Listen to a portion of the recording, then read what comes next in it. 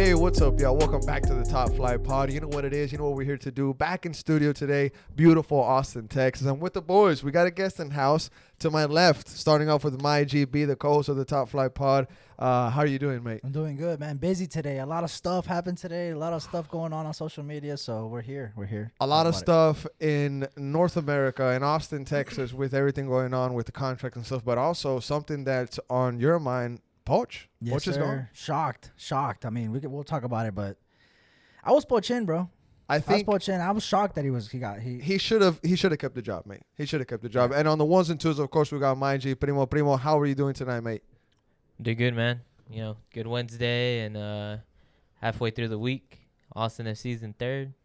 So halfway through the week, mate, but I feel like it's really like all already Friday, already Saturday, because the like just anxiety level, maybe the dopamine level, stress level, being an Austin FC fan this week has been through the roof. I can't even lie. It has me aging like crazy, bro. Everything going on. But to my right, as you can see, my G, Zach from the North End Pod. You might follow him on Twitter, probably on IG, or on Spotify and Apple Podcasts, wherever you listen to your podcast. We got him in studio today to help us get through everything that's going on with Austin FC. We got Emi Rigoni to talk about. We got Osman Bukhari to talk about. And, of course, we got Zach on here today because there's some conversation that B and I want to get into with the salary cap numbers that came out, all that information that we're going to get into. The cap chart is going to be real useful here today. But, Zach from the North End Pod, my G, welcome to the Top Flight Pod. H, I really appreciate the invite, man. Always wanted to be, a guest in the Top Flight studios. Welcome, mate. Welcome. Obviously good to be here with you guys. The backroom staff over there. Shout out everybody. Fully staffed here tonight. So I appreciate it, man. I'm excited to get into it. Like you guys said, it's an exciting time to be an Austin FC fan. Yeah, everything going on right now. I sent out an email. I was like, all hands on deck. And Alex decides to take a vacation to Narnia, Norway. I don't know where this guy is at. He's in the middle of nowhere running through the snow like he's freaking Rudolph, the red-nosed reindeer, bro. On vacation. Bro. On vacation. God knows where he's at. But, hey, that guy even got on Spaces last night and gave us his thoughts. Last night what we did on Spaces is we kind of wanted to hear what the fans were saying because everybody, that's on – pods gives their take, but there's still fans out there that want to give their take, their thoughts, much like outside of Q2. Whenever we talk to those fans, is a way to get their voice out there. And we got some good takes last night. We talked to Alex, we talked to Profe, we talked to Bali. Bali came on. He said, don't feel bad for Emi, don't feel sorry for Rigoni. That was his main take, and folks were kind of cheering him on that. There was also folks that came out and said, thank you, Emi, and all that stuff. And I'll kind of use that as a bit of a transition into our first topic here tonight, mate. And it's the Emi Rigoni buyout. So late Monday night, we see Tom Bogert send out a tweet saying that sources tell Paul Tenorio and himself, of course, that Austin FC has placed Emiliano Rigoni on waivers. Now, what did that mean? It meant that Austin FC had made him available for other clubs in MLS, just in case somebody out there was desperate enough to pick up his DP contract. Now, we later find out from Tom Bogert again that Rigoni had an automatic trigger, which is probably making headlines, or it should be making headlines, that would be activated when he played 12 games for Austin FC, which is absolutely ridiculous, and we've now heard about that from multiple people.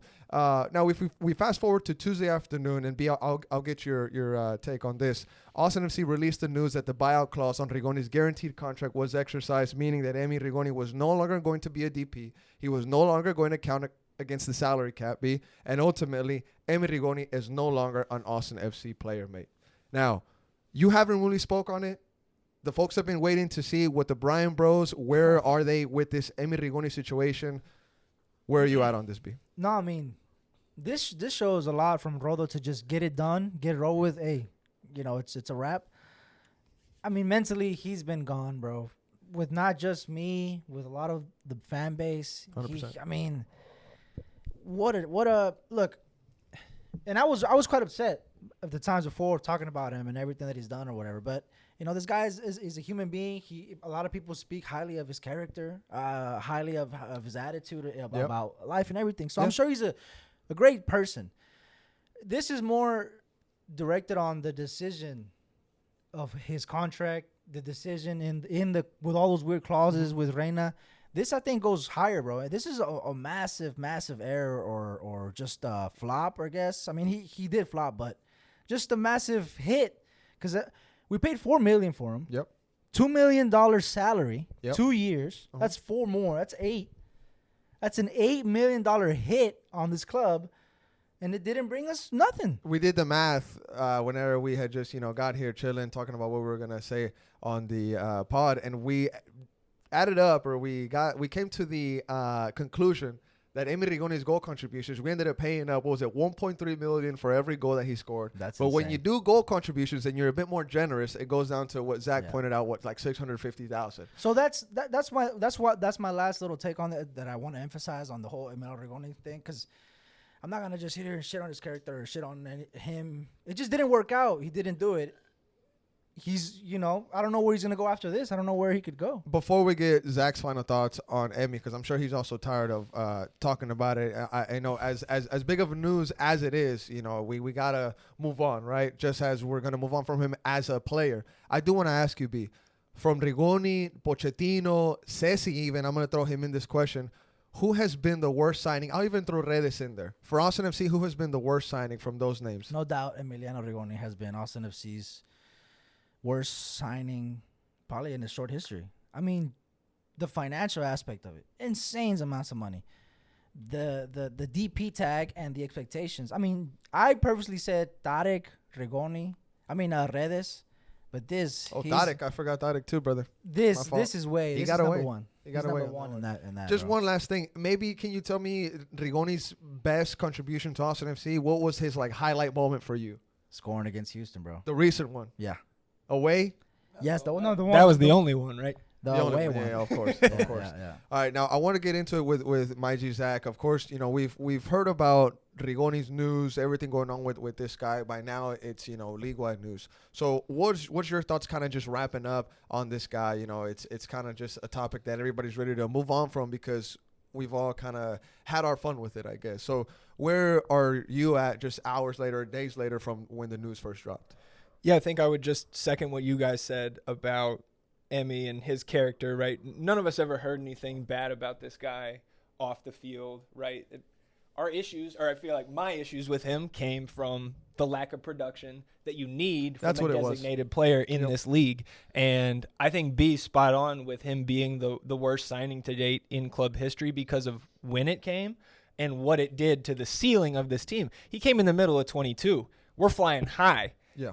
And ever since then, obviously till the start of this season where, I think we're still exceeding even Primo's expectations right at this he's point. not even involved in that either. Exactly. Yeah. And a lot of people have been making the case, and there was, some Reddit posts and things like that just this last week about how much better Austin is without him on the field. But again, you don't get the type of love you get from your teammates when you leave if you're not doing all the right things outside the field. He just wasn't good enough for what we need out of that spot. It wasn't good enough, bro.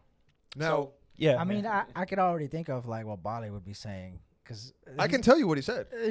I can tell you what he said. I don't think you were on Spaces last No, I night, wasn't, but I for the folks out there that are listening that were on Spaces, or even if you weren't on there, Bali pretty much said last night, don't feel bad for Emi Rigoni because during preseason, when he should have been in the gym working hard, saying, hey, I'm going to come back for this club. I'm really going to make an impact this season coming up. He was practicing for his band. He was doing some band promotion, something like that. Bali pretty much said he was on tour, right? And Bali was saying instead of him doing this, he was doing that. That's why he does not feel bad, and he thanks Rodo. Now, I think a lot of fans will definitely hear that take and say, hell yeah, 100%.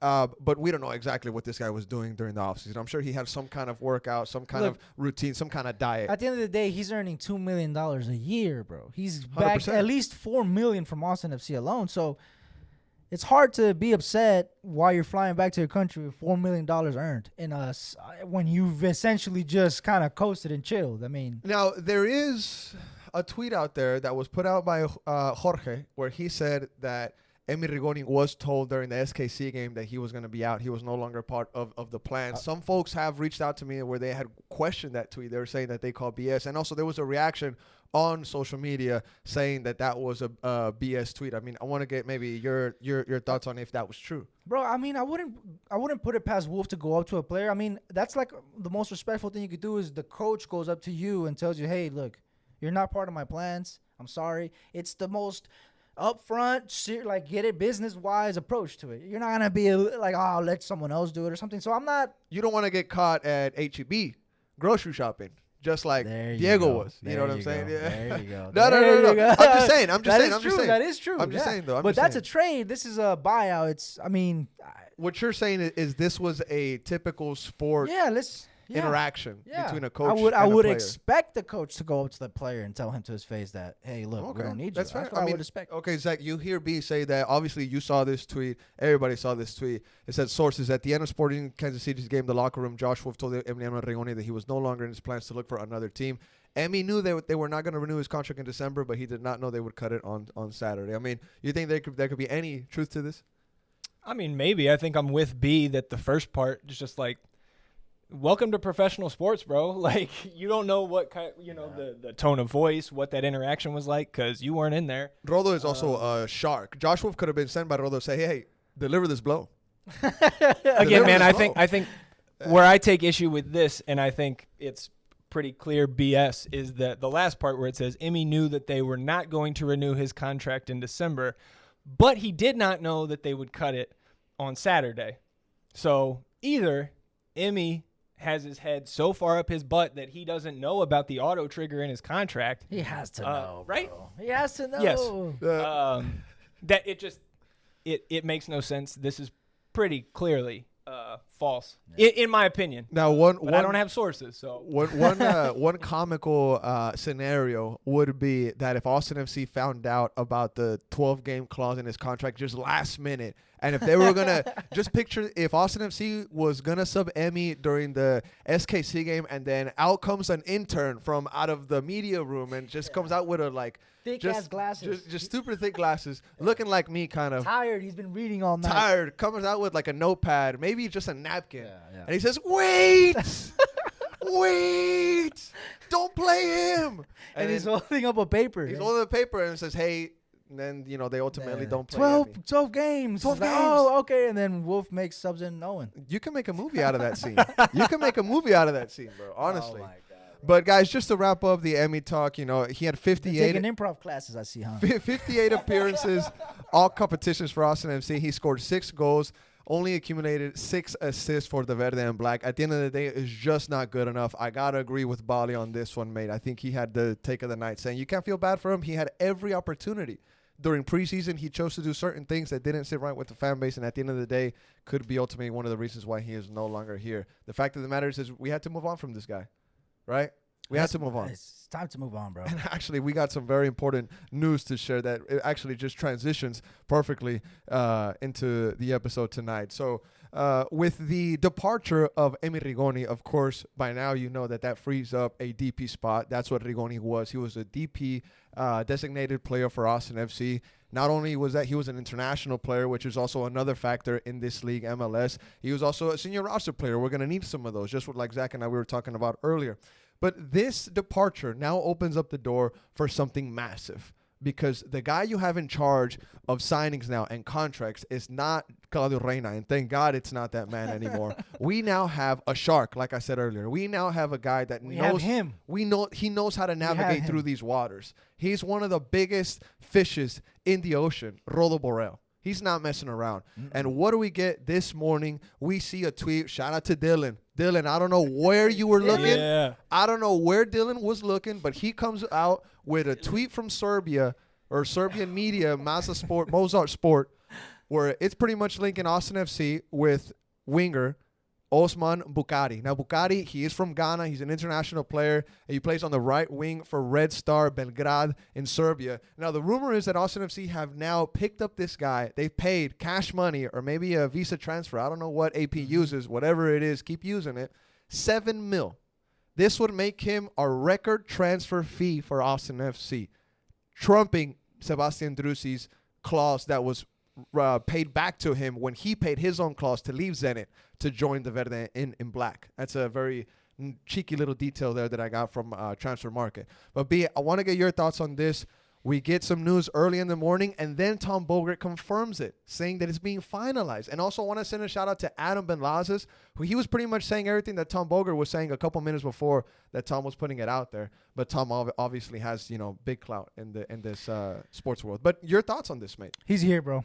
He's here. He's coming here. He's coming. He's coming. He's coming. And with the news of Rigoni being officially gone, the DP opening up, boom, wasting no time, no days. We got announced for him. And, I mean, everything around the signing screams Juicy type level player to me, bro. Really? Like that Juicy kind type of, player. Just not – Juicy obviously plays – they're different players, but I'm just saying that kind of expectation that I would expect to see him running down the wings and trying to cook defenders, So that kind of expectation to me is what screams. I mean, and with everything that we've seen from Rodo – he got us some stuff to he's cooking. He got us some stuff with Biru, Hader. Hey, have this for a minute while I really cook this. Heinzike while I really bring this. And I think just real quick, mate, the players that you bring up, I don't get tired of bringing up the Brendan Heinzike deal because it was noted in the podcast that he did with what is it, Verde Voices, or what's it called? Verde Black? No, that's what it used to be called. Vamos Verde, that's what it's called. Good call. But Brendan Heinzike pretty much confirmed on that pod that he took less money from Austin FC just versus offers that he was getting from Qatar, places that were offering him big bucks. Qatar, and he took less money from Austin FC because he picked the project. Yeah. So that just always stands out to me whenever people bring up Rodo signings. What did Rodo tell this guy? What is he building that convinced Heinzike to take less money to come? I'm sure coming to Austin is a big factor. It's a great city, but just I wanted to add that onto. No, I mean I would have picked taking less money and living here than going to Qatar. That's just me, but on the whole money talk, before we go to my G Zach, we see here that Bukhari he's 25 years old. He has 10 goals, 10 assists in all appearances this season. Tom Bogert confirms that the price range is around $7 million. Do you think that's a fair number? Do you think that's something in Austin FC's range? Do you think that we can really go out there and buy this guy? You're saying that he's pretty much here, but the $7 million price tag, is that something that we should be eyeing right now?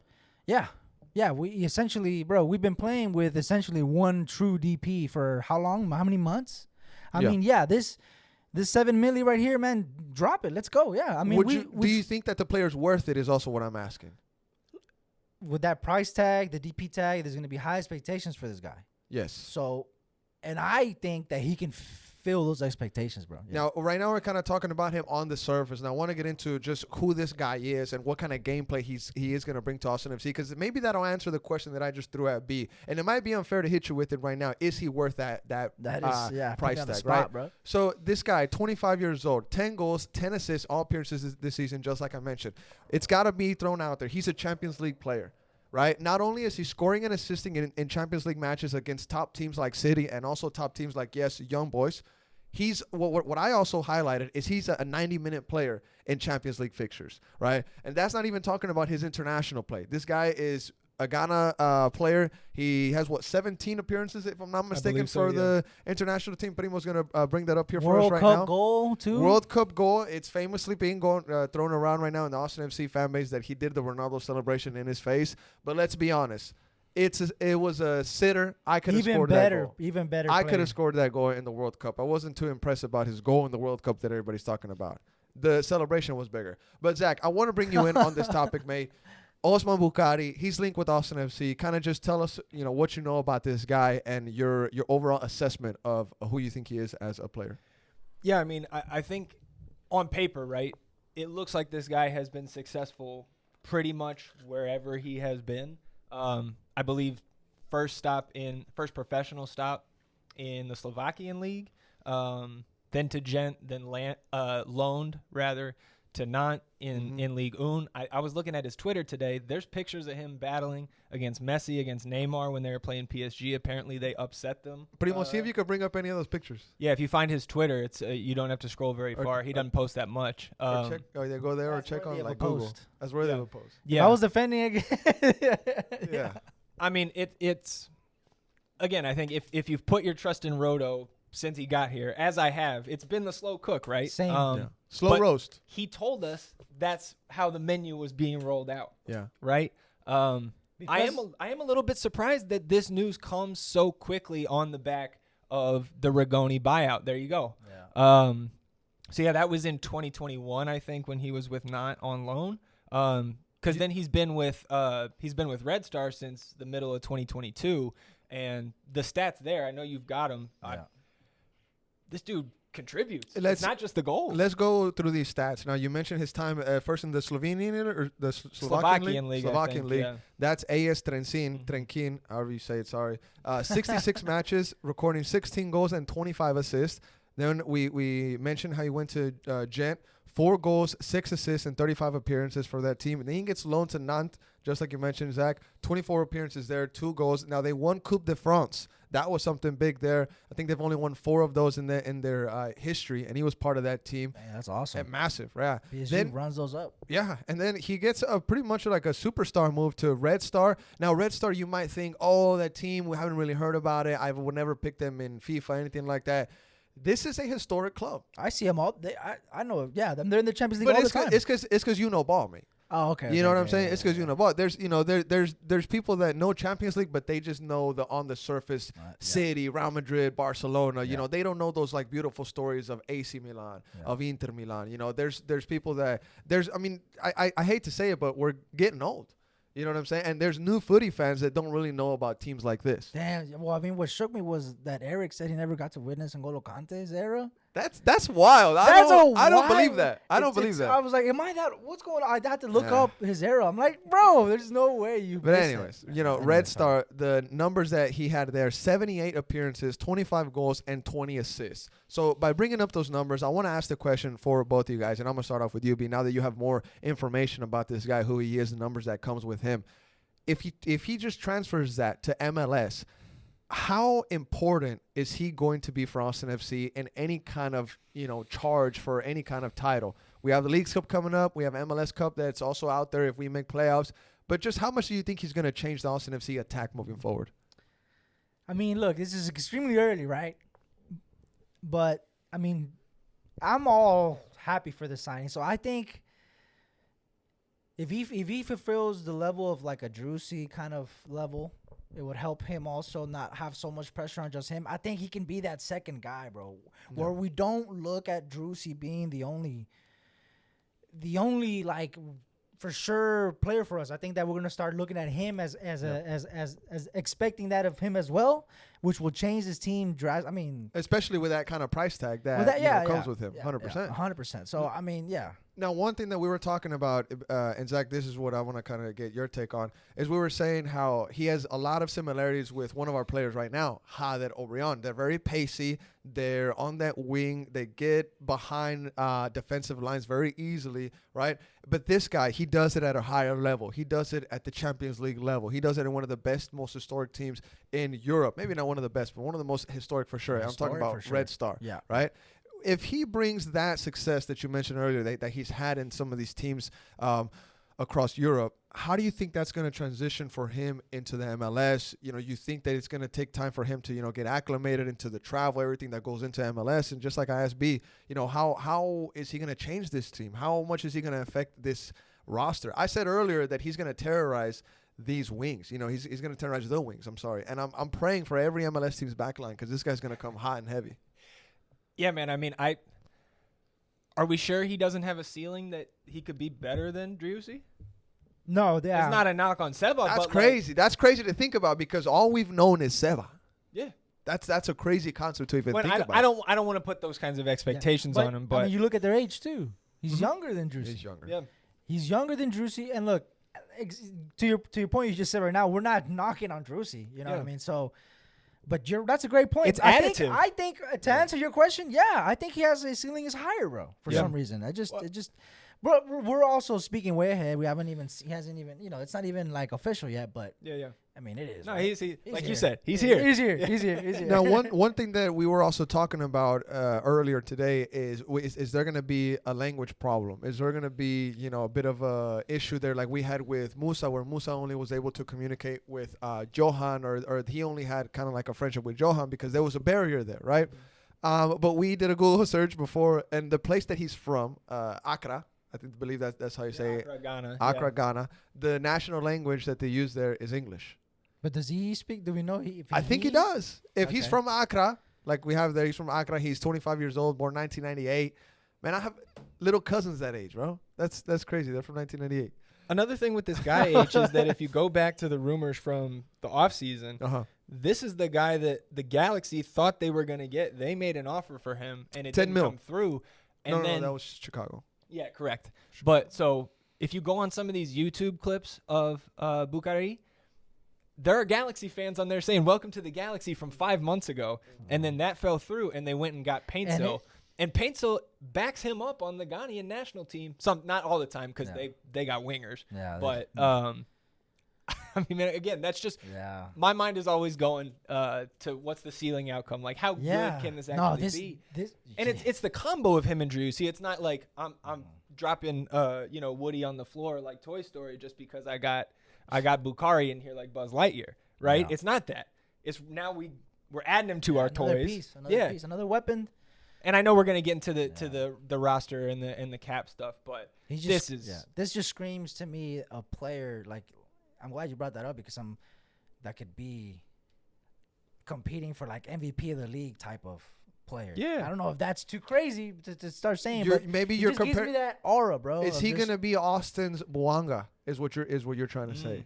I mean, yeah, he could be. He could be. But like with Seba or a guy like Bouanga, the assists aren't really there, right? Yeah. 25 goals, 20 assists with Red Star. Yeah. So this guy provides service as well. 10, like he kind of reminds me of, and again, it's no knock to Fagu, but like, is he just a better Diego Fagundes? Yeah. Because Diego brought the scoring and the service. Bro, look, sorry to cut you off, but we obviously looking at his stats. He's a baller, bro. He's scoring goals and banging assists. Where in Europe, in Champions League, in the highest levels of this sports quality. It doesn't get better than that. So just by doing simple, popping him out, placing him in the MLS, just simple, he should be going off. He should be. But things aren't as easy as of course, said. And we're early. You gotta mention that. But the reason why I'm so hyped about this guy is because of the guy that's making these decisions. He's giving me even more of a hype because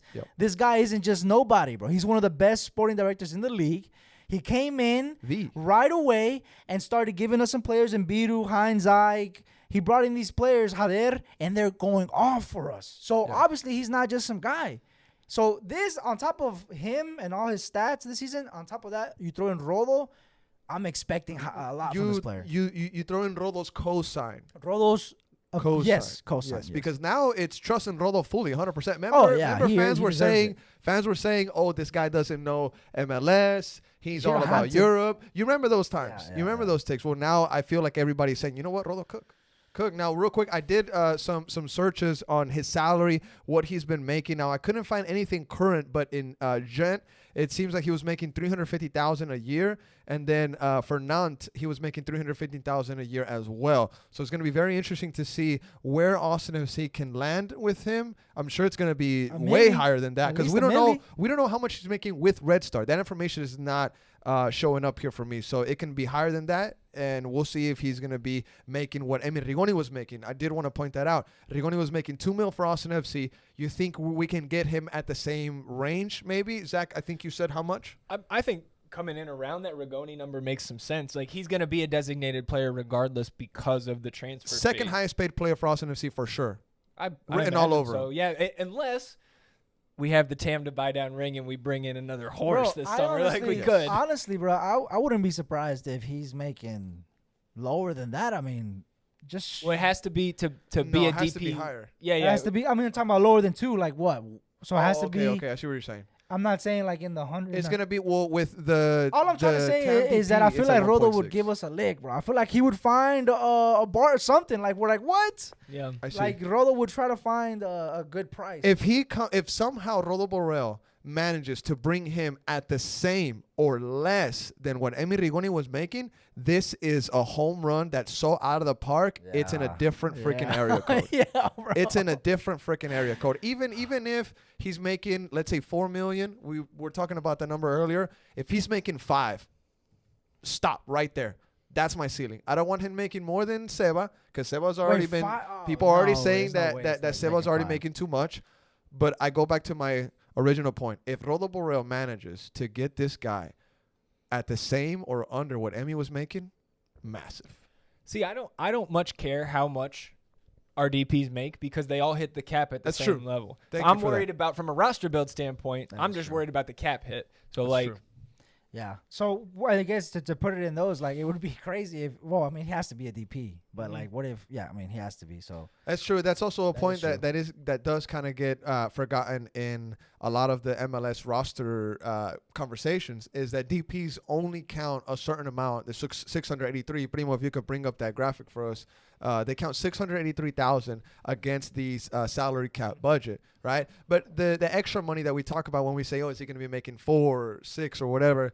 That's just a hit on AP. Yeah. You know what I'm saying? Well, and then it can trickle down to us. That's true. That's true. The beers keep going up. If AP's pocket's hurting, we're hurting. 100%. That's just how it goes. Sure. So we don't. It still has a way of affecting the fan and the roster, the full number. Yeah, this is also a little side note. We don't have to go into this because I know we can. It's like some people will come out and be like, man, why do y'all care so much about the numbers and all this and that, about pocket watching or whatever? It's just that, like, this is part of the football game. It's like it's part of, if you're involved in your team and you love the team so much, you're going to be involved in these sort of discussions about contracts and years and millions and all this, because it affects the club. So it's just, I just think that it's part of it. It's part of the game. It's different in MLS, right? Because we have a salary cap. So when you have a salary cap structure, as a fan, like, if you don't want to dive into that stuff as a fan and you want to stay up here and just ride the vibes, cool. Cool. I'm not trying to tell somebody how to fan, but if you want to understand the roster construction in this league, and again, it's not easy to, MLS does not make it easy on us, then you want to dive into this a little bit and understand what these numbers mean to the roster. Because you look at a team like Columbus, those guys have 15 senior roster players right now, and they're in the CONCACAF final. Yeah. 15. They have a thinner roster than we do. That's crazy. It just goes to show what you can do with certain spots. Exactly. And also, it goes to show. And also, on top of that, it being the MLS, is like, if there's a fan base that doesn't care a damn thing about this kind of stuff of the club, there can be incompetent people up top making crazy, ridiculous decisions that hurt the team financially. And people aren't really thinking it or bringing it up or noticing a pattern or something, because they're not looking at what we're – I mean, this, we don't have to worry about it with this guy right here on the screen. Just look at him, bro. Just look at Rodolfo. Kind of what you're trying to say is other teams don't, or other FOs don't have to worry about fans having 6 different podcasters criticizing them and Twitter Spaces every now and then. And we're right there in the numbers, we're brother. Right there. Yeah, we're maybe, right there. honestly, maybe that kind of, I don't know if, I mean, it can be considered pressure. It is what brought us the diamond that is Rodo Borrell. It's like pressure makes diamonds. It's a message to the owners or whoever's in charge saying, oh, like, I can't just be fucking around. Like, I can't just, shit isn't going to slide easy here. And like, if I make some crazy, ridiculous thing, it's going to be brought up. It's going to be talked about. And I want to just touch up on just real quick, because this is kind of like a perfect transition into the next conversation, which is going to be the salary cap numbers. I mean, I want to say that AP has always struck me as an owner that wants to win something. You know what I'm saying? And ambitious. I think, I mean, just going after Rodo Borrell is a sign from the ownership that tells me they want to win trophies. They want to win championships. Well, wanting to move your club over a city shows like. But they even were good after he left. So it's really like. Oh, boy. Was he the problem? What the heck? You know? Yeah. And he's not an angel. I'm and not saying this guy's God sent. Sorry I brought that up. That's a whole. God sent. Yeah. But I'm saying I think AP is showing the fan base that he is ambitious to win a trophy, to bring a big chip to this city. He wants to see his club be successful. 100%, 100%. He's not a crunky where he's gonna pinch out on this. He's showing us that he's got the wallet open. He wouldn't have got this guy if he wasn't. We've heard before that AP has want to spend more money, but the league rules hold him back. We've heard that before. Whether you want to believe it or not, the information's out there. Mm-hmm. So I mean that's that is a fact. But like AP said when he introduced Borrell last year, there's a salary cap on the roster. There's Yes. not one in the front office. So I can only imagine how much he had to pay to get Roto over here. I'm And like I told you guys on Saturday, best money he ever spent. I'm thinking more than That's 5 mil a facts. year. He's earning more than 5 million. I'm not You think surprised. so? I think 5 to 10 is the range that I Oh. put on Rodo Borrell. I mean, to think about where we got this guy from. Yeah. I Insane. know. I know it's been talked about the whole last year, but It'd be interesting to know how much he makes. I asked Tom Bogert when he was on the North End a couple weeks ago. Rodolfo Borrell has the best resume of any sporting director in league history, right? And he thought about it for a second. He was like, "Yeah, I guess so." That's a Guy won a no-brainer. treble It's a last no-brainer. year. It's a no-brainer. Yeah, yeah. Now, just real quick, I do want to come back to earth on Usman Bukhari before we. I just want to come back to earth. I want to come back to earth before we get into the salary cap. I'm gonna read just something because we're here talking about him and all the contributions he's gonna add to us when he comes to MLS. He's at 10 goals, 10 assists right now in the Serbian league, in the Champions League. He's scoring goals against Man City, against Young Boys, providing assists as well, playing 90 minutes. We can say all that. We can watch as many highlights as we want. But what's the reality? When is he arriving to Austin FC? When can he set foot at the St. David's Performance Center and actually practice for us? The transfer window that opens July 18th, right? So he cannot be a player for us until that time, right? He can be wrapped up. That deal can be done. It can have a bow on him, but he cannot play for us until the 18th. Is that right, Zach? That's how I understand it. Just like Mikel Dessler, right? And I think kind of in the global soccer market, right?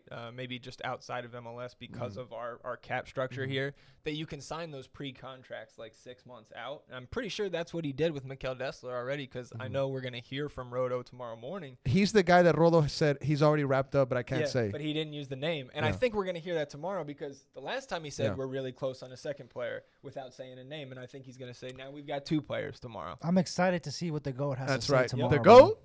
The The GOAT. GOAT? MLS GOAT. Sporting okay. director. He's He the just GOAT. said. GOAT. He's the Austin FC GOAT. I He's mean, mean, the you just MLS said Sporting he's the Directors best out GOAT. of 2. You just said that you asked Tom Bogert about His resume. Sporting His director GOAT. resume. So is he not the GOAT right now? Sporting I director mean, you GOAT. know I'm with it. I'm just saying. So, okay, B. So we're kind of talking about this guy, when he's going to arrive. July 18th is the soonest that it can be, made possible. So one thing that I wanted to touch up on is right now we're lined up for a presentation that is going to have Dessler and Bukhari. That'll be a hell of a presentation at Q2 Stadium. I'm excited for that party. Hopefully we get the invite. Do you think that there'll be more players? Because we have the possibility of Ring being brought down. Bro. You think that there's going to be maybe more players added to We've this? said it, bro. We said it. Rodo's gonna go off in the summer. We said that in New Year's. I mean, and it's starting to happen. We're here. We're at the point. I think we might see more. The next thing that I wanted to ask, we're pretty much building up for a possible run at Leagues Cup with the players that we're bringing in. July 18th is when the transfer market opens, right? Whenever the window opens, you can bring these guys in. And then Primo has it up here for us. The Leagues Cup starts July 25th, July 26th. They'll have some days to train with the boys, get acclimated. They will be coming back from vacation most likely. I think that's just good timing, way. Think it's good timing? Yeah, I think it's good timing. I don't think we're gonna be like. Would you expect them to play? Oh yes, I think as soon as they get here, I think as soon as they get here, jump in. As soon as we see a picture of them in the St. David's Performance Center, within a couple weeks they should be playing. Question. Go for Leagues Cup or use it as a preseason for these guys. Essentially, you can use Leagues Cup. Essentially, you can use Leagues Cup as a preseason camp with your new players. Go for it, Bro, or we're gonna preseason play camp. Monterrey, bro. Like, we need to be sharp against Monterrey. It's just a question. It's just a question. Okay, you're right. I don't want to be like Bali and be like, why would you ask that stupid question? We can compete with these guys. I honestly think we can compete with Pumas. Monterrey might be a bit of a beatdown, but slugfest against Pumas. I think that we're just thinking about it as if whatever is in front of us, it'll be in front of us. If it's Leagues Cup, it'll be Leagues Cup. If it's MLS, whatever, it's just we're in like a train. So it's not like if you're new to the train, you got to get used to it. But we're going ahead no matter what it is. Fair. You know what I mean? Zach, I want to ask you the same thing, mate. Leagues Cup is coming up. You could have a presentation that's going to be decked out with new signings, right? We got Dessler lined up. Bukhari is in the chamber just waiting to be shot, right? Well, not him. Sorry. Oh. He's not waiting to be shot. You got him as a bullet in the chamber ready to shoot, right? That's what I mean. Yeah. With these signings, looking at Leagues Cup ahead, you think that it's wiser to use the Leagues Cup as a preseason camp, as a preseason, kind of training exercise to get the boys used to the new chemistry that they're going to have? Or do you think that the team is going to look at Leagues Cup with these new signings and saying, hey, we can maybe make a run for it? I mean, I think you go play, right? I don't think we go out there and put out a less than stellar 11. But I don't really want to rush those guys. Like, I trust what this coaching staff has been doing this year because we see the results and the players all talk about it, right? If the players weren't on board, and I think, again, you could make an argument for sure that last year that was maybe the case. It looks different this year. It sounds different. It feels different than 2023. So I'm not going to rush these guys. And I want them to go and try to beat Pumas and beat Monterrey. You think we can? I mean, we're not Pumas maybe. We're definitely not going to be favored against Monterrey, right? Oh, no, of course not. Come Brother, I put it this way. Come on. Monterrey is going to be our most difficult game in our history. Yeah. I mean, Atlas, we played a difficult Atlas, but they were kids. You're right. That was a friendly. Preseason. Yeah. How whatever. dare you, mate? No. Look, But man, yeah, I think Monterrey is going to be our biggest ever, strongest opponent ever, bro. That's a good take. Yeah. That's No, a good I don't take. disagree with you. But I wouldn't treat it as a preseason because if you go in and you do what everybody's going to expect, and that's bow out in the group stage, right, Yeah. against these two teams, then you have a 3-week break, which you can treat as a preseason if that comes to pass. So, I just don't want to rush these guys. I want to let them go through their process. It's going to be hot as hell for those guys coming over from Europe. Yep. And then, I'm really looking. I'm not trying to overlook Leagues Cup, but for me as a fan, that's just like. That's extra. That's house money because I'm focused on the league, and it's going to be a long 9 games between now and Charlotte, waiting for these guys to get That's here. what I'm saying. That's kind of why I asked the question. You can use Leagues Cup as a preparation for everything to come because it is a break, but you can use this as a window to get your guys really used to the team. You don't have to use MLS games to get them used to MLS. That's what I'm trying to say. Okay. Now I get what you're saying, but personally, I would feel that as disrespect. If we just kind of Scrap another Leagues Cup. if you're telling me that we're just gonna scrap a Leagues Cup, I mean I say this now, but let's say that I don't know what position we're gonna be in the MLS come the MLS Leagues Cup Probably high. because I care about honestly I like the Leagues Cup. Last year was awesome. I loved it, bro. So I want us to do good in the Leagues Cup just so the fans that talk shit about us can because I have a lot of Liga MX friends and families, and last year it was just MLS was in their face. They hate MLS. I'm not watching MLS, but now they had to watch MLS clubs because they were playing against the Liga MX clubs. So we got absolutely embarrassed, and it just scarred us. And I want us to do well to put that behind us. That's why I care so much about the Leagues Cup. I want us to do well, but. Well, Will we'll we? see. We'll see. We'll see what Austin FC does in the Leagues Cup. I personally like to see them acclimate the new players to the roster, use it as a little preseason So tournament. you rather scratch just kind of I mean, soft, like not fully strong squad against Pumas and Monterrey? No, I mean we don't. I don't think we have a soft squad. I think we have just one team. You know what I'm saying? Yeah. And I think we're gonna field a roster out there that is gonna try to get a result against these teams, especially being at home. You kind of got to show up because you're at home. But I would really like to see in these games the coaches try to just get the guys used to their positions because everybody coming in kind of feels like they're going to be walk-on starters. I don't know if that's fair to say to the players that are currently on the team, but their level, their quality is just better than what we have, right? I'm shooting for glory, bro. I want us to imagine scoring first against Monterrey, bro. The vibe, bro. Yeah. We're in Q2. We're up 1-0 against Monterrey. Like, that's what. Let's beat Monterrey. Let's beat Pumas. Let's go for it. That's just Why would you And not then you go woke play? up. And then you woke then you're up. like, yeah. And then I woke up. But Nah, why would you not go play these games? Because if you make it out of the group, then we're probably exceeding most people's expectations. That I expect us. Like, if I had to put money on it, I'm probably saying we're not getting out of the group. Honestly, Let's be real. We lose against Pumas, it's over.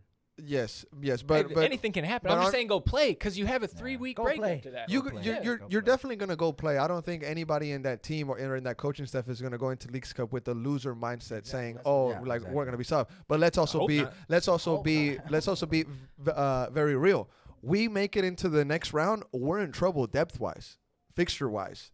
You know what I'm saying? Maybe. How many guys are we bringing in? That's the next question. That's what we don't know, right? But what we know is that the roster's thin, and we need to bring guys in to help us in these games that But are coming up. last time we benefited from well, we got spanked by Mazatlan, then spanked by Juarez.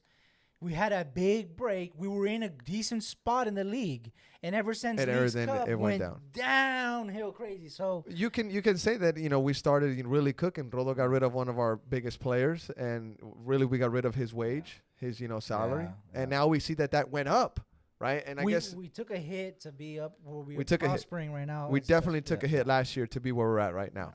Now, I guess that's a perfect way to get into the next conversation here in the Top Flight Pod. Primo, if you could bring up the numbers, mate, por favor, for Austin FC, the salary cap numbers. Now, one of the main reasons why we have my G Zach on here tonight is to talk about these numbers. A lot of Austin FC fans have been asking us, hey, what's your take on the salary? What are your thoughts on the numbers that came out? Now, before this one, we did get the MLSPA numbers where we saw, how much each player was making, what's their guaranteed compensation. And then Primo here has the salary cap pretty much hit what they each count against Austin FC's budget. We have Drusi, Rigoni, and Ring, the DP players. Well, the DPs, I got called out earlier. They're designated players. DP players. Yeah. They make $683,000. Or sorry, that's what they make. They count against the salary budget $683,750. Then you had Zardes $683, Cascante $683. They are the TAM players. So they're the ones that are highlighted green. Then we move forward to Vicen, Hedges, and Valencia, our other 10 players. They're in the same kind of $600,000 to $500,000 range. You get to Obreon, Stuver, Rubio, Gallagher, Finley, Cleveland. They're kind of like in the 500, high fives, low 200s, right? You get to Guilherme Biru, $200K. Wow, that's a number that stands out. You get to the U22s, guys. We have Musa Jite, Jean Komanich, although Musa is making $650, that's his guaranteed compensation. He only counts $200,000 against Austin FC's salary cap. Jean Komanich, same $200,000 against the cap. Heinzike, same number he counts against the cap as he makes $199,992. Give him the extra $8. Danny Pereira, somebody that is always brought up when these numbers come out. I can't tell you how many times I've read, Danny needs a raise. Danny needs a raise. This is his rookie contract. Right? This is the problem with the situation. He's going to get paid out soon, believe it or not. Somebody's going to come knocking with a hefty contract, and Danny will be paid out then. Bersano, I think we had some conversation on that, or there was some conversation online or on socials about what he was really at. He's making $150, but he's on the supplemental. What's going on there? Right? And then the names after that, Jimenez, Fodry, Wolf, Loss, and Burton. They're on the supplemental roster spot 100%, not counting anything against the roster cap, the roster budget. So getting into the conversation, Zach, I want to bring you in first, mate. Just what stood out to you from this drop of numbers? A lot, man. And I can talk about this for a long time, so feel free to interrupt me if I'm going too long here. But first, Primo went back to the first page here. I think we can slot Bukhari right in there for Rigoni. That's going to be the same $683K cap hit. Facts. And then you're looking at guys like Zardes and Julio, right? Like their cap hits, like Zardes is $1 million, but it counts against the cap $683, and then the rest of that 300 and what is that 17,000 or something, where we have to use TAM on him, we have to use TAM on Julio. And one of the things that I think stands out to me about those two guys is that Zardes went from $800K to $1 million. Yeah. And if you read the MLSPA release and how they describe that guaranteed compensation number, the only conclusion that I take out of it, how he went from 800 to $1 million, was that there are non-guaranteed incentives in there, those like auto triggers that Claudio put in there and takes him up to $1 million.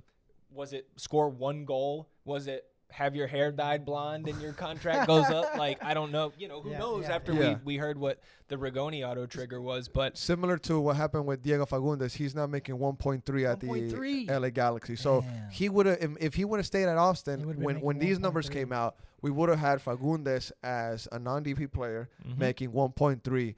He'd be kind of close to what Ring is making, just underneath that. And Ring is a DP for Austin. Question.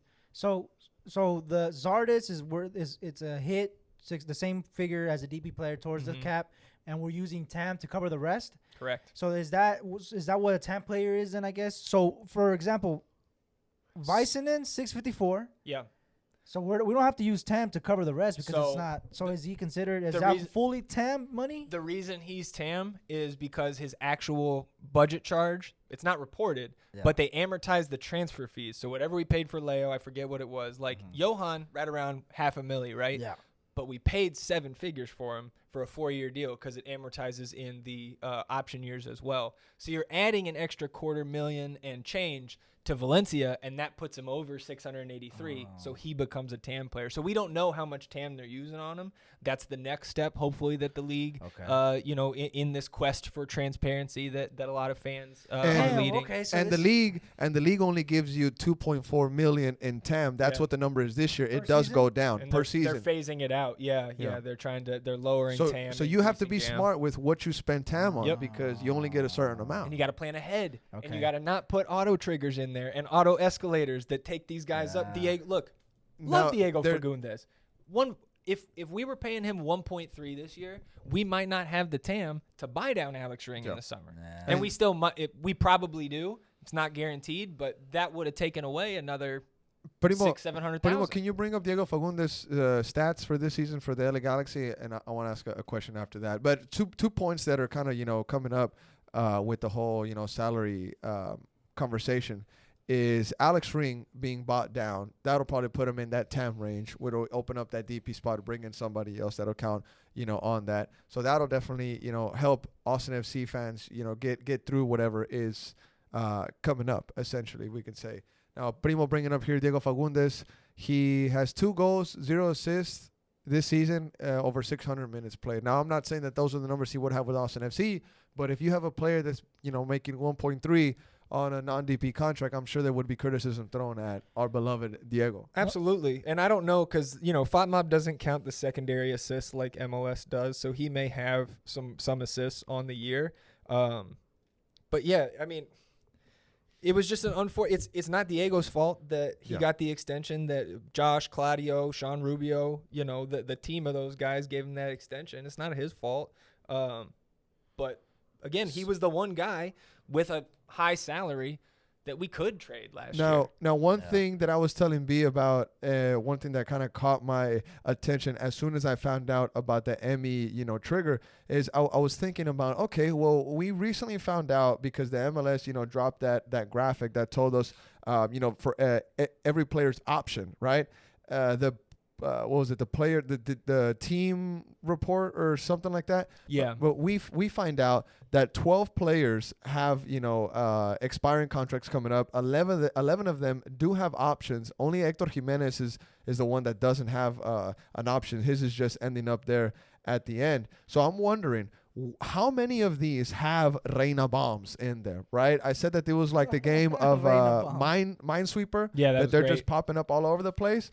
The guys that I'm thinking about that might have something like that in their contract, I'm looking at Julio Cascante. I'm looking at John Gallagher. I'm looking at Brad Stuver. I'm looking at maybe who else is on there? We got anybody Ethan? that he signed? Ethan? No, not Ethan is Ethan. now on a roto deal. He's now on a roto deal. Jesse's artist. Sure, but how many How other? much does he make next year? How many other Reina bombs are out there? Is what I'm trying to say. Primo brought it up here for us. Yeah, I mean, I think it's the safe assumption is every single one. Yeah. Every single one. You did mention that before we pod. And it might not be, again, they all might not have those auto triggers. You hope not. But like I said, I think it's those non-guaranteed escalators that I think just the numbers, whatever they are, So it's too low. Now we're getting verification that Rodo, in fact, did walk into a mess. Oh, 100%. If that was not clear from the jump. One thing he has not done, in my opinion, is lie to us about anything. Yeah. Now, one of the main things that I want to get into here on the salary cap conversation is some of them that kind of stood out for me, right? Now, the numbers that stood out for me was, of course, Drusy. He's making 6.7, the 5th highest in Damn, bro. MLS, 5th highest. Drusy making bang, son. Rigoni 2.0, which now really doesn't matter. I should have taken that out of the Still notes. make bang. Zard is 1.0. That's what you mentioned, Zach. It went up. He's now on $1 million salary. Matt Hedges, $560K. He went down, almost halved his salary, dude. Almost. Nobody's really talked about that. Fantastic business from Austin FC. Obrion, his salary went up from what he had at Dallas because of the way that he got picked up. He was picked up in the re-entry draft, so we pretty much triggered his option years. And in his option years and the contract that he had with Dallas, his rate went up, right? So we picked that up automatically. We didn't have any choice. But he's only at $537K. I'd pay him $700. Honestly. Well, and some of these escalators, right? Like you mentioned, Obi, because he's coming from a different team. That might be standard practice, and I'm just a new MLS fan, so I'm just finding this stuff out. But again, I like to blame Claudio for it until somebody tells me otherwise.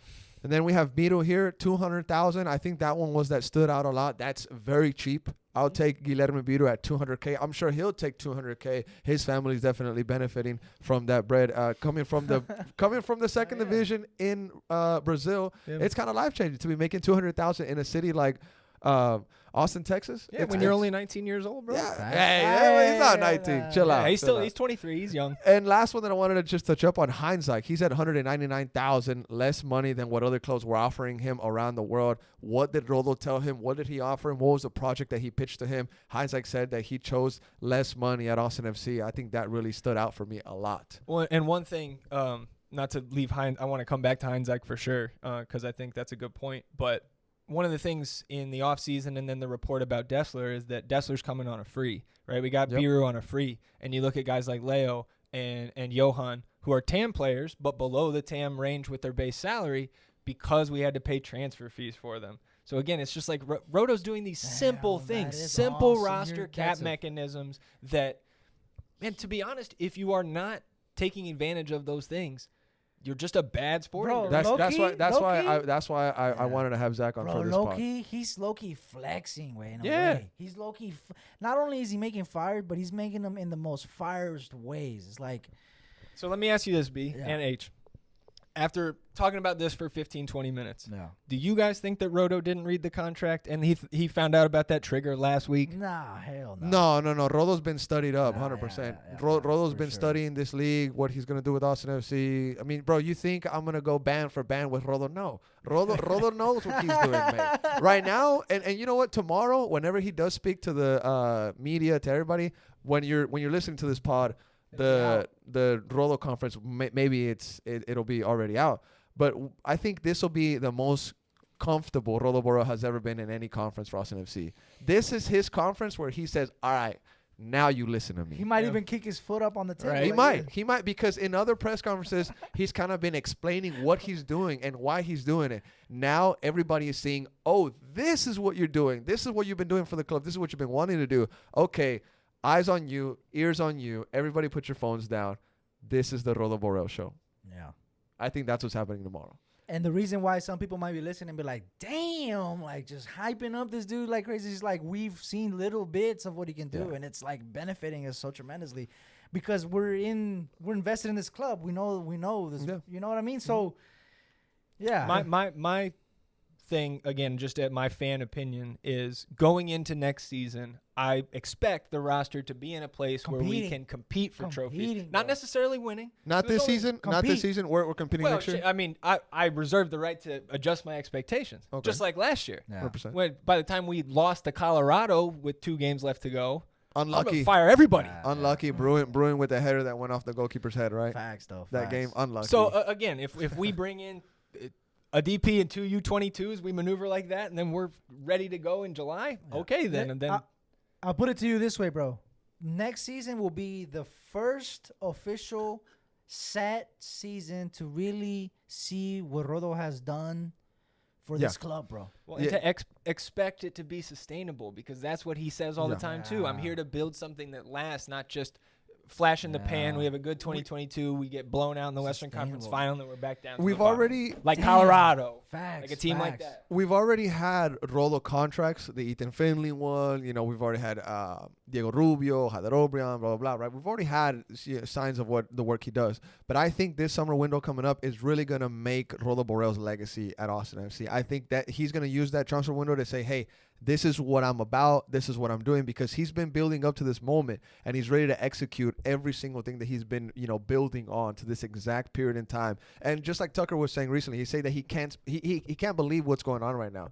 Emmy is gone, bought out, 48 hours, didn't take much. He's out the door already. And then there's already rumors of a guy that's way better than Emmy, respectfully, way better than Emmy.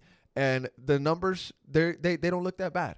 Right, and everybody is putting trust in this guy. I think this transfer window, Rodo Borrell is gonna just take ownership of everything. He's gonna say, "Hey, from this moment on, this is the Rodo Borrell era. The Rodo Borrell era starts from this summer window forward." I don't know if that's fair to say because it's kind of already been going on. We've been. I think it's been going on. But he's gonna make his first impactful signing, is what I'm trying to say. I guess, yeah. His Reynas Drusi, his Yes. You know how Reyna's been packed with, you know. Yep. And that's what I'm saying. Like, once these players come in, like, let's just kind of go forward a little bit. These players come in, it's Leagues Cup, whatever. We crash out, doesn't matter. Boom, we go into the playoffs, whatever. Boom. The season ends. Boom, maybe we get another window. Some more players come in, maybe. You know, the touches here, some go away. And I think next season, the start of next season will be the first, like go at it. Now, hopefully, Like- there's no injuries that really set us back. If Hopefully, everybody yeah. remains healthy, I think we've gotten a lot better at that too. I think we've been dealing with the fitness department maybe a bit better. There hasn't been that many scares this year. Knock on wood. Just Leo, bro. Leo's been tough to get him You out know, of I mean, just Zach, you hear everything we're talking about Rodo and stuff like that, and we're saying how he's really going to make his name with this transfer window. I mean, do you think that that's fair to say, or do you think it's already been? No, absolutely. It's been happening, It's right? been We've seen it start this week, and you know, I've been here, but come on, man, jump on the train. Yeah. It's fair. time. Yeah. It's time. And brother. again, it's 9 games until we get to the window and we can add these guys into the mix, and we'll see who else comes along for the ride. But again, this is what we've been waiting for since he got here almost a year ago, and it's exciting that, you know, we're seeing the pieces start to fall into place. Now, Yeah. go ahead. Anything you No, want to say? no. Now, just real quick before we go on to the Patreon questions, right before that's the last thing we'll talk about on the pod here today. Just real quick, some numbers. Austin FC, they're at 18 mil spent, right? So we're definitely throwing around money. We're talking about Rodo Borrell and what he's done with our numbers. He's brought down our total wage bill down, what was it, like 10%? So that's improvement there. And just last but not least, we're contributing 36% of our overall salary expenditure for Sebastian Drussi, 36%. So that's kind of massive there. I wanted to mention that. Those numbers are from Tom Bogert from The Athletic. But keep in mind, when it comes to the roster build, he only hits at 683. It's true. Yeah. Right? So that's why when I say, like, I don't care as much about how much we pay those DPs or the U22s, because they only hit at a certain – it's a fixed number. That's why you have to hit on those spots. Yeah. And that's why Emi Rigoni was the worst signing we've ever had. Oof. It just lowers your ceiling. That's a great way to end that Yeah. that section. Yeah. I mean, Saying that on Emmy. he needs to be the benchmark or the example of, like, no more of that. No more of those right there, brother. Honestly, and I hate to use Emmy as that, but he's the kid that the teacher used as an example for everybody else. Yeah. Well, we could be saying the same about Bukhari. We could be. Yeah. Nothing. None of it's scary. I mean, But we have we more could work. be. We see we see him. I'm with you. Yeah, I'm just saying it could happen. Nothing's guaranteed. Yeah. To be honest, now that it's been years, but when he was first announced, we were like Rigoni. Rigoni. You remember that? But like we didn't have what we have with Drussi. no Bukhari. yes, we didn't have some sort of evidence or some sort of Yeah. something. We He didn't had have that. he had like Rigoni. 3 goals in Italy and then Nah, alone in Spain. He went out for like a couple months in Brazil, and then Yep, that's that was it. Like, you That know, was we it. don't Yeah, have yeah. what we have with him. So excited. Now, all right. Now, just at this point in the pod, we're gonna get into the Patreon questions. So, thank you everybody for submitting your questions here. We said we were gonna talk about the salary drop, and then ever since I sent that out on Discord, just more and more news started to pop up. So we'll go ahead and get into it. Ghost of U94, they say, with Jose Zardes having 2 assists so far, and honestly, I think there was a third one he got snubbed on. Is he worth trying to bring his contract down and keeping him on the team as a super sub type player? Do you even think has accepted that he is a sub at this point and his starting days are over no matter where he goes? Bali kind of touched up on this on the space. He said that Zardes looks like he accepted his new role and is doing pretty good at that. He's now kind of like a feeder. He's not the point in the attack anymore. You know, he's providing assists, and we've seen that recently. So, I mean, maybe you want to answer that, Zach. I mean, it is easier to accept a bench role when you are making $1 million. But I mean, again, Jossie's a guy who, wherever he's gone, right? Nobody has a bad thing to say about him. He's a team-oriented guy. I think it is very tough to bring him back on a reduced salary because he's guaranteed already for next year, if I'm not mistaken. And again, who knows how much he's going to be making next year. So you'd have to use the buyout on him, and I'm pretty sure when you use the buyout, you can't sign that guy back in the same year. And I think we only have 1 or 2 buyouts a year. Depending on the rule. 2 now, but 2 now? that rule changes on July 18th, which Okay. is why Paul Tenorio the other day was mistaken when he said we had to keep Emmy till July 18th. He thought we had already used our first buyout, which we hadn't. We've always had that first buyout, but now in the summer we get a second. And I know I'm going backwards here, but another possibility with the roster with those rule changes is you can have 2 DPs and then 4 U22s, and you get the extra $2 million in GAM. So that's sorry to cut you off, but that's another route Rodo can take it. He could take it that route can. if he wants to. And you could get some banger U22 players. And if that's the way he's going, like I said, I'm strapped in. Let's go. But imagine. I hope it's 3 true DPs because those are the guys you can throw a bunch of money. Let me throw this scenario. Because right now GT is not even. GT is one of those. We just have Zan, right? Yeah. Jean. Yeah. I keep saying Jean. Jean. Yeah, I know. So Me too. Jean. So let's say he comes in for a DP. We buy down ring. Essentially, GT leaves. Then we have an option to bring in 3 top U22 players if we want to. I mean, that's almost more intriguing than just bringing another DP in a way. One thing that I wanted to say, DP players to me need to come already producing. The U22s, I'm okay with them being wonder kids that are going to develop a little bit here and there. You know what I'm saying? Yeah. Like we missed with Redes, but if Redes would have been a player that was on, he could have been massive for us. But that's why those spots are important to fucking hit. But again, with even worse for Redes, how I brought up the point about not really seeing the numbers for Emiliano, it was even worse for Redes. 100%. Bro. He was the historic first signing. That's it the was worst like part. If there was nothing to that would intrigue you to paying that much million. What was Reina thinking, man? Did we answer the question? Diego Cerati, bro. Did we answer Ghost of You's question? I forgot its question. Do you even? He has accepted the fact that he's now a super sub. I think so. And then no, is the he answer's worth no. trying to bring his contract down and keep him on the team as a super sub? Yeah, I just don't think it's possible within the rules because we have to buy him out because he's guaranteed next year. Yeah. And I expect that to be maybe the second buyout, or maybe we wait till the winter. That's the next question. But we can't keep that on the books through 25. That's the next question. Our glass, they ask, who would be ideal to use the buyout on if we do use it? There you go, Zardes, right? Yeah, I mean, if Precourt's like, yeah, do your thing, Roto, then I think it's pretty clearly Zardes because that opens up, I mean, $1 million, bro. The salary cap, even if you include the allocation money that we have, the salary cap's like just over $10 million. So we're using 1/10 of our funds for Jassy. Yeah. And again, I love Jassy. Like, I'm a fan of the man. I'm a fan of the player. I know he's past it, right? But would I love to have him here for $350K as a backup? Absolutely. I just don't think we can. I don't think it can be done. He's the next one, bro. He's the next one on the chopping block, brother. But again, it might be somebody that's cheaper. But also, we can't do that right now because we will rely on both him and Rubio. Right. Rubio is not going to play a full game, bro. Well, and that's where it can't happen till July 18th, right? And then if you're using that second buyout, no matter who it's on, you're only using that second buyout if you're going to use that roster slot this year. Yeah. So right? if on some shit like that happened today with Emmy, it's like boom, buyout, boom, new player. So now if Rodo has a number 9 ready, boom, buyout, boom, slot in the new 9. Mm-hmm. You know what I mean? So or you don't even have to do that because you can buy down ring with the TAM if we have it, probably. Hey, bro, Rodo got options, bro. Yes, he got options. He can decide to take it a different route. We don't know what's going on.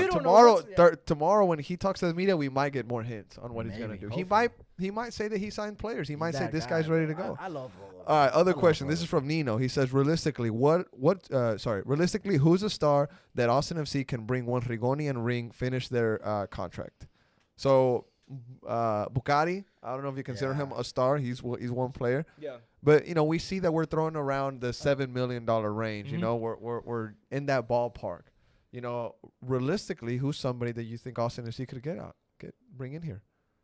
I mean, it's always hard to just say a number or just say like a player. In Chucky Lozano, bro. That's I would love to, but that's nowhere. It's not going to be in the 7. It's going to be way more than that. It's just. We think about it positionally, like if you're bringing another DP, right? Because if you're looking at somebody with that type of transfer fee, it is a DP. So what position, right? Just got a winger. 9. We got Seba. 9. At the 9. Now, right? what are the buyouts artists? 9. But where are the 9? So check this out. How much did we offer for Borja earlier this year? 3.5. 3.5, right? Yeah. And then gans were criticizing the club, saying, "Oh, you're gonna have to offer more than that." Yeah. Well, that's kind of where my answer might fall at. They're saying, "What star would you think Austin FC can go for?" Well, if we're throwing $7 million for Bucari, can we hit River back with a counter offer and say, hey, 5 or 6? Yeah, what I'm saying? Borja. I again, the only reason I know his name is because he was in the rumors preseason. Like, I don't have enough global soccer knowledge to be throwing out names here. Like, if we were talking hoops, I'll give you some euros.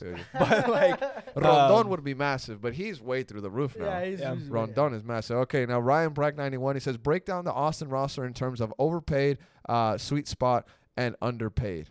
Can you bring up the graphic again? Yeah, bring Overpaid up- artists. I mean, yeah, for sure, Jazzy. I mean, Sweet spot. Almost everybody in the middle. Okay, Drusy. Well, that's not. Well, yeah, this is what they're being paid. Drusy 6.7. Overpaid or underpaid? I mean, that's a lot, bro. But I think sweet it's spot. juicy. Sweet I spot. think it's okay. This guy's I quality. mean, he's the 5th highest paid in the league, bro. Sweet spot. Rigoni overpaid. Oh, what? Overpaid. Okay. Alex Ring overpaid. overpaid. Overpaid. Zardis Overpaid. overpaid. Mhm. Cascante Maybe a little bit. maybe a bit, bro. Yeah. Maybe a bit. It's a sweet spot for me. Sweet Yeah, spot. bro. Okay. I'm not sitting here telling you Julio's the best player in the world, but I think he's been fine. Angel He did has that. his deficiencies, but That's what my he job. brings, what he brings to the team and how they try to play, I agree. I think it's evident on offense. I know center backs are defense, but I like Julio. Leo 650. Sweet spot. Musa overpaid. Oh, Leo, if he can stay healthy. Yeah, bro. How many So games? far- How so many far, games? How many Leo's- games has he played for us? So far, I would say yes on Leo, bro. So far. Overpaid? Yeah, bro. Yeah, no, I mean for what the he- production. I'm yeah. saying Done? sweet spot. The I'm saying sweet availability. spot. Yeah.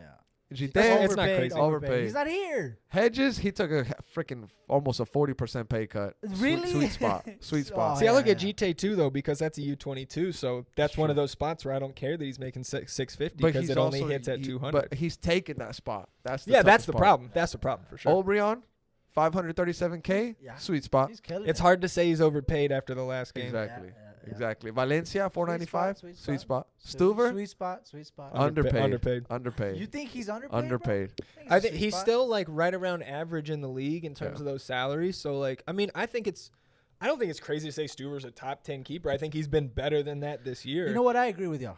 I think he is. He's underpaid. Yeah. Rubio, Right. 390. Sweet spot. Sweet spot. Galley, 375. Sweet Yeah. spot. Komenich, 350. Sweet spot. Sweet spot. Finley. But he's a U22. Finley, 306. Sweet spot. Cleveland, Fine.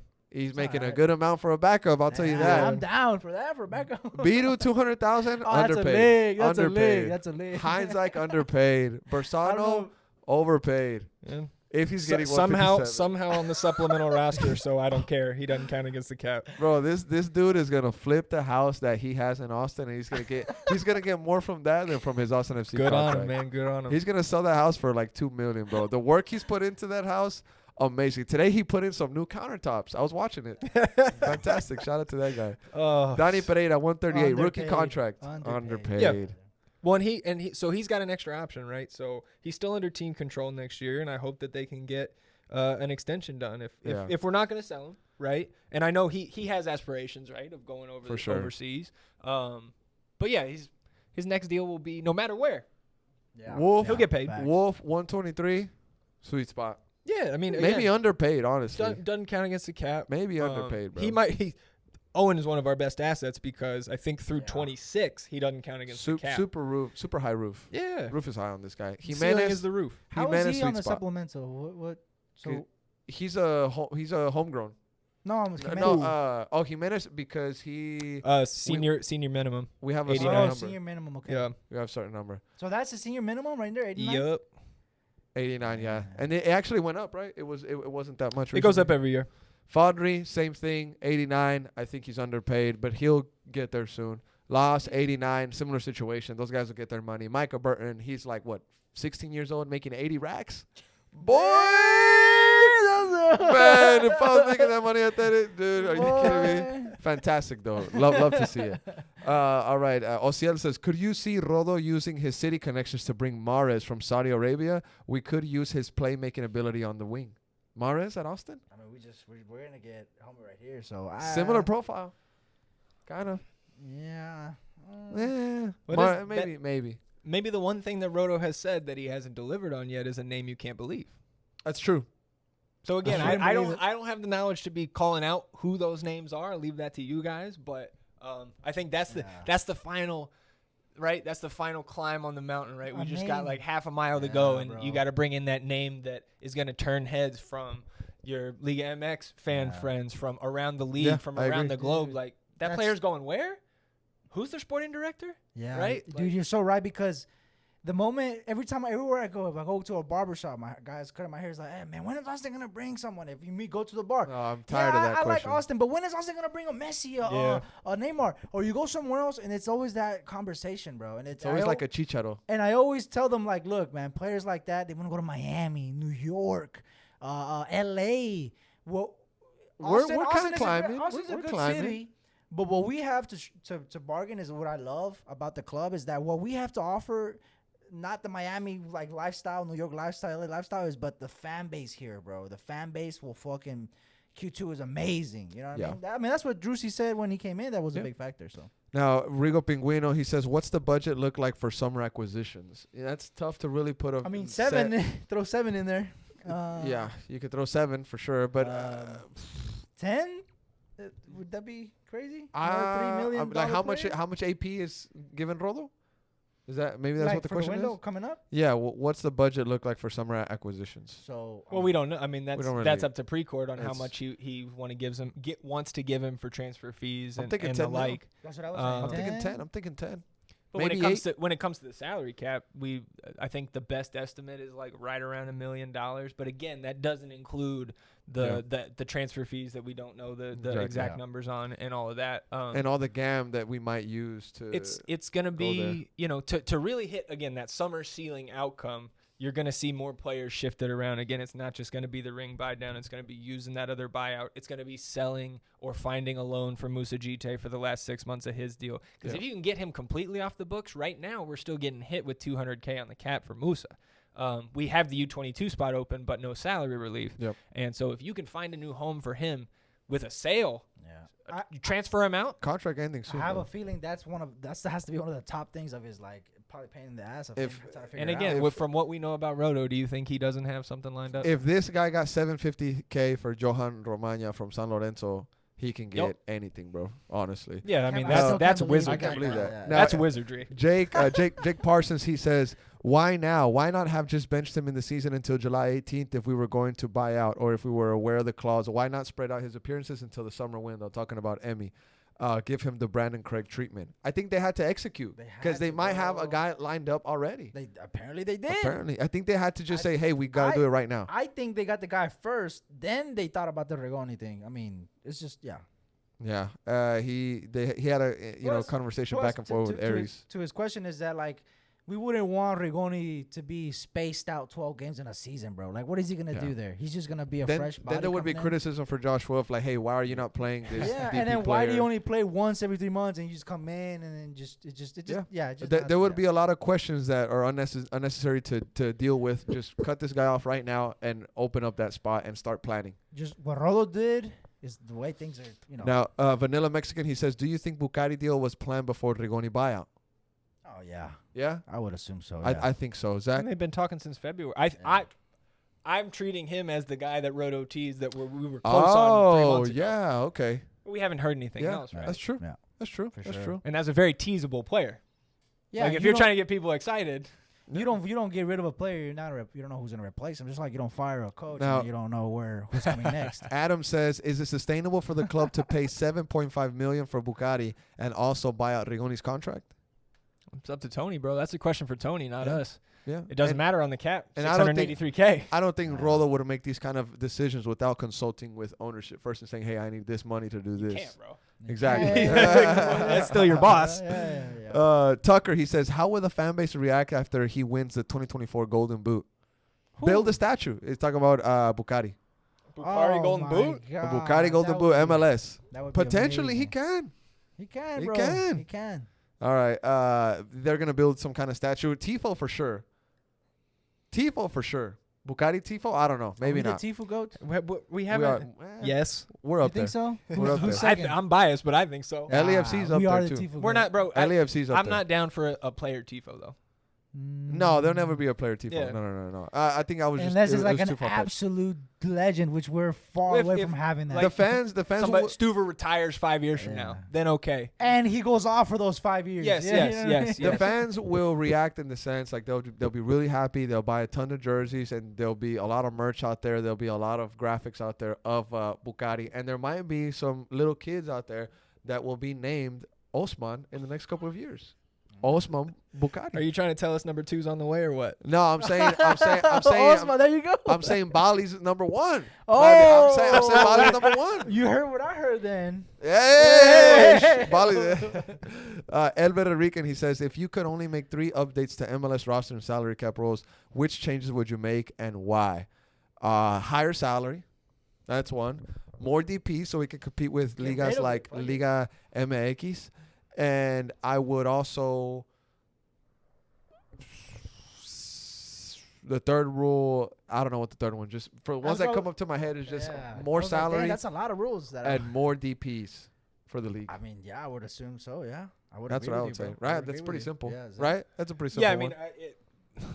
What would you change? I would want to sit here and think about it for a while to actually Yeah. like lay out Would what I you- thought my 3 best rule changes could be. But I'm with you guys on like expanding the salary cap higher, because the more you allow these teams to spend, obviously the higher the league's profile is, and that just it can snowball, right? Yeah. I do think what the league has done this summer, again, they've always been, to my knowledge, right? Again, I've been an MLS fan for 4 years now, but it seems like they have gone, like the league almost went under 20 years ago, right? And they've built this structure and evolved it slowly. And I understand that us fans are frustrated by that, but the changes this summer, I think the construction variables between having 3 DPs and 3 U22s or 2 DPs, 4 U22s, and the $2 million in GAM, I think that helps the league a lot as a whole, because not every team, again, has an owner that wants to splash all that cash around. And for certain teams, it may benefit them to do a certain construction, while for, what works for Austin may not work for Yeah. NYC. What works for LA might not work for Sporting Kansas City. We're not Right. LAFC. So you're all Like in Wolf favor says. of What they're doing this summer, yeah. I mean, I wish it was more. no, just the overall concept of having a system to keep Oh, everything in track like this. Absolutely, and maybe that's because What- I'm let me an a- American sports Okay. fan. I'm Let me used ask to you a salary question then. caps. And this is I'm asking you as in like I'm not up there as far as like knowing like you said, four years in being a fan of the MLS. I'm not like rehearsed in the MLS Right. rules and all that stuff, right? I watched the Premier League. I watched the top of the top as far as money goes. I'm in the league of MLS where it has this certain weird vibe to it. It's different from all over the world. It has like this structure in a way that's slowly been kind of loosening its buttons slowly. Mm-hmm.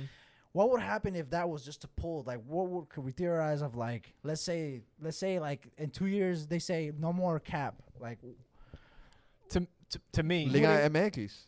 would Miami, LA, and New York would just yeah, we look like the Euro leagues, and I know I'm in the minority here, because I know like the European football is top of the top, right? Yeah. That's where most fans, Yeah. that's what they like to watch the most. But I don't want a league where Bayern's win. I don't want LAFC winning 10 in a row. no. Or I don't want Miami, LA, and New York to win. Because the rules to keep alternate. they keep Colorado, well back Yeah. then Colorado, on par with Kansas, other like teams. places in the map where you're gonna have a name on Exactly. Kansas, bro. Minnesota They keep it United. as fair as they can. Now, So yeah. So I like parity. Everybody's got a shot. Everybody's got a shot. the last question here from the Patreon is from Manny. He says, will Wolf move Obrion to the left wing since Bugatti is a right winger? Good question. But Bugatti, though, he plays on the left as well, and he's also a center forward. So that's a great question to end the pod here. B, I'll start off with you, mate. Where do you think that Wolf is going to move Obrion? Think he's going to move him to the left? I don't know, to be honest with you, bro. I mean, I have a feeling that Bugatti can play either side, honestly. I think he might be more favorable on the right. And I think his position is priority over Hader's. I mean, it would have to be. So wherever it's best suited for Bugatti to play, then that's going to be the position. And if Hader has to move, he has to move. So, yeah. Zach? Yeah, I mean, priority to better player. Yeah. It's no knock to Hot Air. He's been great. He's been Again, awesome. I ain't saying nothing bad about this Hell man nah, after man. Saturday. Birthday brace? Perfect teeth, man. Yeah. Perfect teeth, bro. Hey, man, Great dance moves, flash too. those teeth to the Yeah. supporter section when you walk by, man. We're He was trying mad. He was to. upset. Hey, we're trying to He was trying to upset. love on you, bro. Come on. Yeah, he wanted a hat trick. He wanted a hat trick. I think one of the capos reached out for like a high five, and was he not didn't. having it. He didn't go Nah, for He it. didn't even bother to look, bro. That's Nah, tough. He was upset. Yeah, he was I mean, he upset. wants the hattie. He wants the hattie, He but did like a half-hearted like applause. All right, man. I want to win. I don't want to end the pod without sending a shout out to the graphic designer for Washington TV. Shout out to my G Nacho. He Oh, told me Nacho? he said he's been listening to the pod. He said that we need to send him a shout out. No, shout out to Nacho. He does for a lot sure. of good work for Yeah, us. yeah. Shout See out on the my fan Nacho. reactions? El Nacho. No. He lives in Puebla, Mexico. Oh, okay. Yeah. Shout out Nacho, He bro. does all the Chivas match fan days. too. Chivas fan. Oh, okay. Pumas fan, I think. What? No, que Chivas. I thought it was Chivas fan. He's a Pumas fan. I think he was just supporting Chivas in the the graphics. Liguilla. Okay. I think he's working with We need to figure with that Chivas. out, brother. I don't know what's going on. But shout out to my G Nacho. He does Shout great out work Nacho for us. sure. Yeah. Every single match day that he makes for us, it's received well Loving by the Dragon Ball fan edits, base. man. The Dragon Ball era that we're going through right now is Yeah. pretty cool. The one with Stuver, Super yeah, Saiyan, that one powering was up. lit. That one was super lit. Hell yeah. So just shout out to my G Nacho. But Zach, thank you for coming on to today's episode, bro. It was a lot that we packed into this, and I think you brought a lot of good things to the conversation that we had here Insight. tonight, bro. Boys, I really appreciate it. Like I told you at the beginning and before we started, I've always wanted to come to the studio here, the Top Flight Studios, and check everything out that you guys got going on here. Always been a big fan of you guys, so to come back on the podcast, it's an honor for sure. And the last thing I do want to say tonight is that it has been 273 minutes of game time since Houston scored on Austin FC. Jeez, Damn. that's a while. Now, We own Houston, brother. before we end, I do just want to give praise to Primo, who was controlling the ones and twos for this episode. One of the longest ones we had in a while. Yeah. Sorry. Also, you're welcome, and sorry to everybody that's out there listening to us, because it was a bit of a long one. But I think we covered a lot. A lot of questions were answered Great. here Yeah. today. But shout out to Primo for just controlling everything back there, being the audio engineer. Primo, anything you want to say to the fans, mate? Just appreciate the support. Just keep on listening. This was a good episode. I think this was one of our best midweek episodes we've had I like the ever. vibes, man. Yeah, That's cool. good vibes. Appreciate Zach being here. I learned a lot. I feel like I'm an Dude, MLS me too. expert. Me too. Even though I've kind of read everything you've explained, just having it come from you, just kind of you made it easier. But Yeah. hopefully it helps everyone out there. A lot of stuff was broken down and explained, and summer's here, man. It's hot. It's hot. hot. It's hot. That means Every- summer's I'm here, getting man. ready. Everything litty. I love when it's hot. I'm gonna go home and listen to that song. Okay. Hey, free Young Thug, bro. Actually, that ball, it says free Young Thug. It was signed by Danny and Kip Keller. It says free Gunna, I think, or free Young Thug. Free Young Thug and Gunna. Who wrote Massive. Who said that? Kip Keller? No, I think it was Danny. Free Young think it Thug was and Danny. Gunna with a sad face. Danny always puts the lyrics on his post from Gunna. And I I don't guess know, just man. real quick, the Seba came after me. He was Check your ass. He checked me. He checked your ass. He said, checked "Little me. boy." He said, "Don't be putting words in my mouth, boy." He didn't say that. That's what exactly. He did what not say said. that. He was just saying, "Hey, stop inventing things," and he's putting words Read in my it. mouth that I didn't say. So I was like, you know what? My bad. You're right. My bad. I'm not gonna go band for band with Seba, bro. I'm Oh, not gonna win sis- that. Yeah. I'm not gonna win that. So I was like, you know what? He probably Retreat. did it. He Retreat. I called every single troop off. I was like, get back to the base. get back. Get back to the base. This is it's a battle we He was couldn't probably win. at the red light in his Royce, probably scrolling. Hey, whoa. But let's Had be to real. Check it real quick. Let's be real. He knew what he was doing. I don't think it was that far fetched to think that was a possible message from Seba. Bro, I do that too. I do that You too. send People do messages that. through the music on IG? I put a I picture and then do. but I change it so that it's right at the lyrics that I want it. Yes, I of want course. those lyrics to Yeah. be to How- someone's gonna see that and be like, "Talking about me?" How Exactly. many times have you just picked the music and then not adjusted it? Never.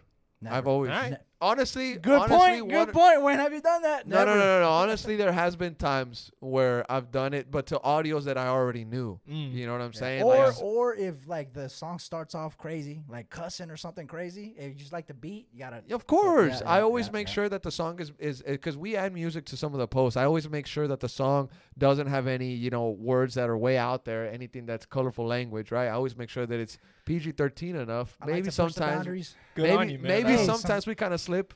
Right. Some songs are just fire, bro. Just gotta like. Sometimes a little, maybe a cuss word will slip out, but I try to put songs in there that'll kind of appeal to everybody. But you never just post it. Yeah, you got to scroll. So Seba was right in saying that I put words in his mouth 100% because I can't prove that that's what he did, but I know what you did. I know what you did, mate, and it's cool. It's cool. This guy got the dub on me. At the end of the day, hopefully I'm keeping him motivated, and I hope that he goes to sleep thinking, man, I got to prove that guy wrong. Because at the end of the day, we're going to benefit from that. Keeping Seba motivated is probably going to help us. He's the one that said, man, no pressure, Will. Here we go. Yeah, he did kind of check me on that one, huh? Oh, he did. Yeah, he did. It